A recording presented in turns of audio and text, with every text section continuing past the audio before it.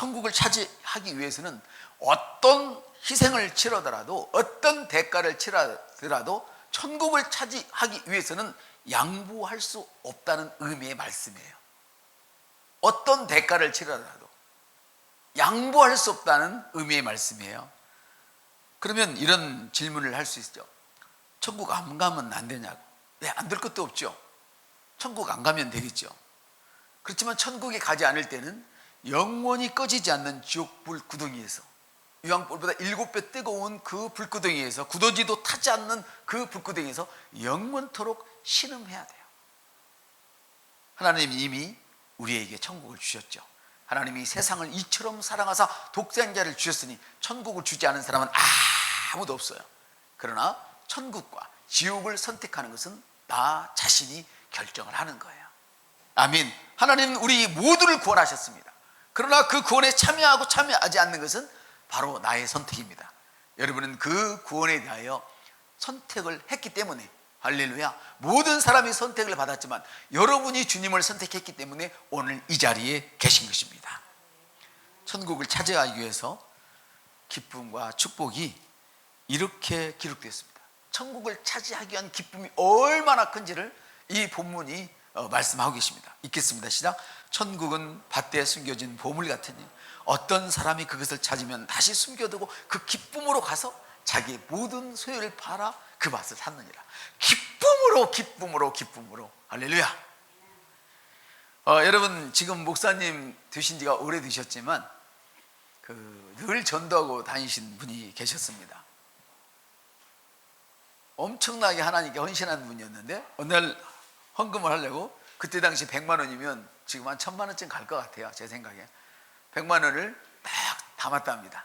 그리고 아침에 딱 옷을 입는데 두툼하더래요. 그래서 이거 너무 많아? 30만 원 뺐대요. 그리고 차를 운전하고 교회 앞에 와가지고 에이, 이것도 많아. 그리고 다시 20만 원이 얼마를 뺐대요. 그럼 얼마 남았어요? 50만 원 남아요. 근데 그걸 가지고 또 봉투에다 담으려는데 너무 아깝더라는 거예요. 많게 느껴지더라는 거예요. 다시 30만 원인가 20만 원을 빼고 20만 원인지 30만 원을 넣었다고 그래요. 이것은 주님께 드리지만 기쁨으로 100만 원을 담았지만 정작 드릴 때가 되니까 드리는 기쁨보다도 드리는 안타까움이 더 많았던 거죠. 그래서 뺐어요. 지금 무슨 말을 하냐면 천국의 기쁨은 그런 게 아니라는 거예요.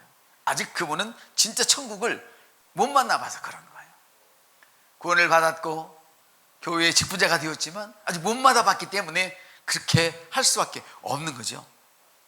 근데 이 말씀은 뭐예요? 천국을 발견하니까 그 천국이라고 하는 그 보물을 사기 위해서 자기 전 재산을 팔아버리는데 두려움도 없어요. 도리어 기뻐요. 이게 무슨 말이에요? 천국을 소유하겠다는 믿음은 바로 이런 것인데 나의 모든 것과 하나님의 모든 것과 바꿔버리는 거예요. 얼마나 멋있어요. 이것이 믿는 사람의 기쁨이죠. 할렐루야. 이제는 우리는 다 모두가 요한복음 2장에 나와 있는 말씀처럼 허드렛 물과 같은 인생이었습니다. 세상에서 열심히 일했지만 쓰고 버려지는 허드렛 물처럼. 그러나 주님은 그 버려지는 그 인생을 최고급의 인생으로 바꿔주셨습니다. 이것이 천국입니다. 할렐루야.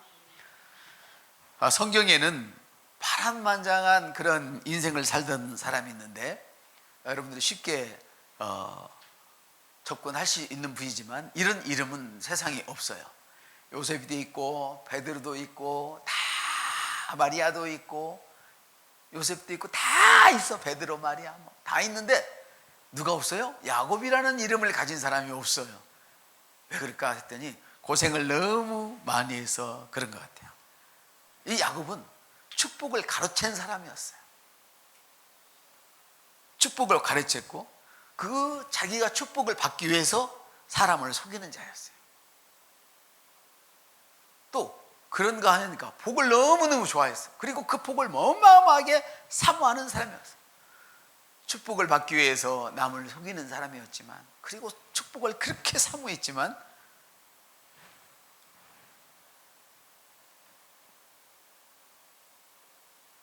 이 사람은 축복을 받을 만한 그릇이 전혀 안 되는 사람이었어요.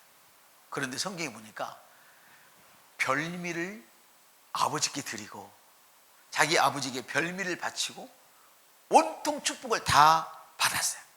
그래서 요셉은 야곱은 축복을 훔쳤다 이렇게 얘기했어요. 이거는 여러분이 성령을 받지 않으면, 성령님의 감동이 없으면 성경을 읽어도 지식으로밖에 읽을 수가 없어요. 그래서 야곱은 나쁜 놈 이렇게 치부할 수밖에 없어요. 그러나 영적인 세계가 열리면 야곱은 이 별미로 하나님을 감동시켰다는 사실을 여러분이 꼭 이 시간 기억하시기를 바랍니다. 아멘. 그는 하나님을 감동시키고 나서 그 후에 어떤 일이 있었냐면, 너는 이제는 야곱이 아니고 이스라엘이다. 이름이 바뀌어져 버렸어요. 아멘. 그는 더 이상 속이는 그런 야곱이 아니었어요. 그는 이제 이기는 이스라엘이 되었어요. 여러분 이 시간에 다 이기는 자가 되시기를 축복합니다. 야곱은 어떻게 이기는 자가 되었어요? 방금 제가 말씀드렸지만 축복받는 그 사건이 있었잖아요. 속이는 사건, 팥죽 사건이죠. 천국은 침노하는 사건이에요. 여러분이 도덕적인 것을 갖다 성경에 대고 어떤 교율을 갖다가 신앙의 잣대로 대고 이래서는 복을 받을 수가 없어요. 그것도 저는 지금 여러분들에게 비인간이 되어라 이런 이야기를 하는 것이 아니에요. 이성으로는 하나님의 영을 감지할 수조차도 없어요. 그래서 성령을 받아야 합니다. 성령을 충만하게 받아야 하는 것입니다. 천국을 침노하는 사건, 야곱의 그 별미는 현재의 지금 눈에 띄는 그 복보다도 먼 미래에 있는 영원한 더 큰 축복을 바라보고 그 별미를 던졌던 거예요. 그 팥죽으로 사서 별미를 만들어서 드렸던 거예요. 사랑하는 성도 여러분, 성경은 이렇게 말씀하십니다. 읽습니다. 시작. 천국은 침노를 당하나니 침노하는 자가 빼앗느니라.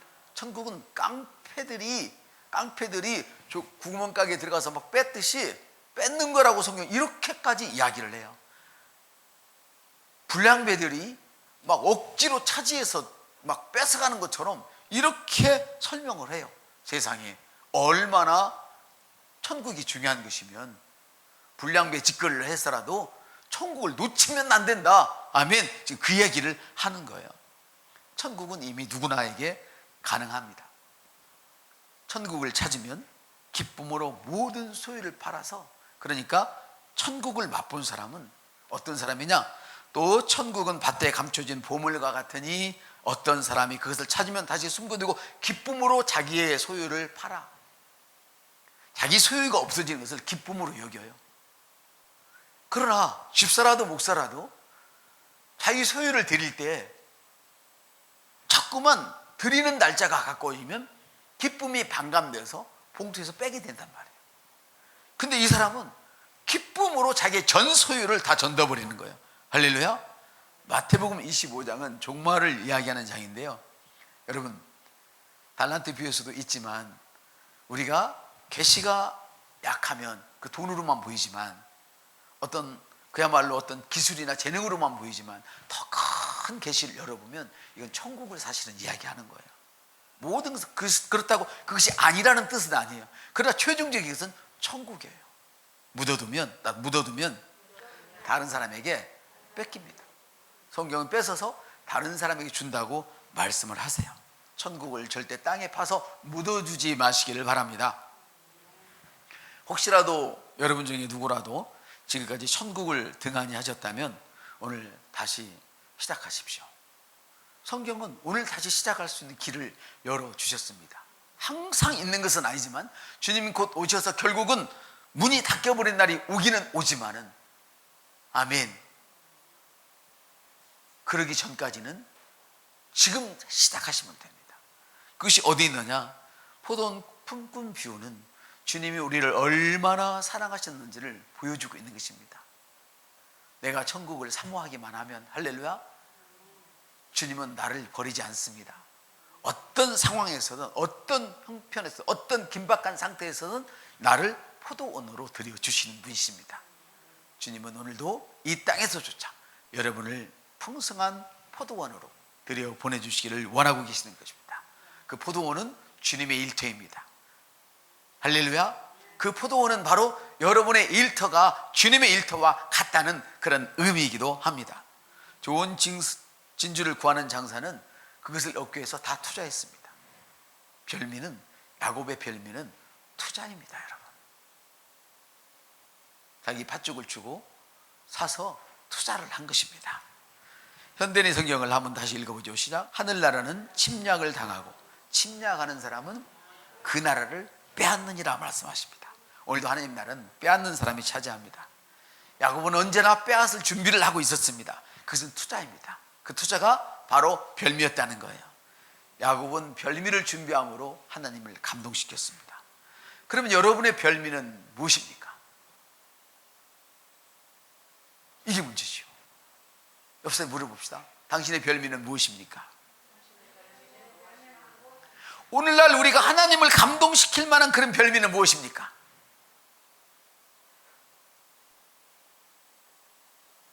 백만 원 남았으면 다 넣는 것입니까?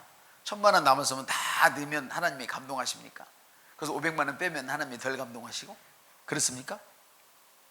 여러분, 하나님께 여러분이 드려야 할 별미는 하나님이 이미 여러분이 주셨고 지정해 놓으셨습니다. 그것은 이미 여러분 심령에 있는 믿음입니다. 다시 말하면 하나님 말씀을 믿는 믿음이라 이 말입니다. 그 믿음은 여러분의 심령에 있습니다. 이 별미를 이제 안에만 가지고 있으면 아무 의미가 없어요. 그것을 입술로 고백할 때 별미가 되어지는 것입니다. 하나님이 오늘날 여러분의 받기를 야곱에 받았던 별미를 보고 감동하신 것처럼 하나님이 오늘 감동 먹기 원하시는 것은 여러분의 입술의 고백이라는 것을 믿으시기 바랍니다. 우리의 믿음은 야곱의 별미와 같은 그런 것이 있습니다. 천국을 침노함으로 이생과 오는 세대에서 일컬어지는 복의 사람이 우리는 되어야 합니다. 천국을 침노함으로 이 세상에서 복을 받고 오는 세상에서도 복을 받아야 합니다. 이건 뭡니까? 이 땅에서와 하나님 나라를 의미합니다. 여러분, 그러면 어떻게 우리 입술의 언어가 별미가 됩니까? 그래도 수억 헌금을 해야지. 여러분, 헌금을 아무리 많이 해도 믿음이 없는 사람이 있습니다. 헌신을 아무리 많이 해도 믿음이 없는 사람이 있습니다. 그건 하나님과 연결이 안 됩니다. 그러나 믿음이 있으면 여러분의 돈, 여러분의 건강, 여러분의 인생이 그 믿음 안에서 다 딸려가도록 되어 있습니다. 이해가 되시면 두 손 번쩍 들어서 아멘 합시다. 바로 그겁니다. 여러분이 믿음이 있으면 들지 마세요, 하지 마세요. 그래도 할 수밖에 없어요. 근데 그게 없으면 이만하면 나는 이만큼 했으면 됐어요. 자기 기준, 캐논이 자기야. 근데 우리의 캐논은 하나님 말씀이란 말이에요. 캐논은 정경을 말하는 거예요. 성경을 말하는 거예요. 할렐루야. 어떻게 이 믿음이 야곱의 별미와 같이 하나님을 감동시키느냐? 말씀은 바로 영입니다. 따라서 말씀은 영이며 생명입니다. 그래서 우리가 하는 모든 말들은 생명이 일어나는 것입니다. 할렐루야.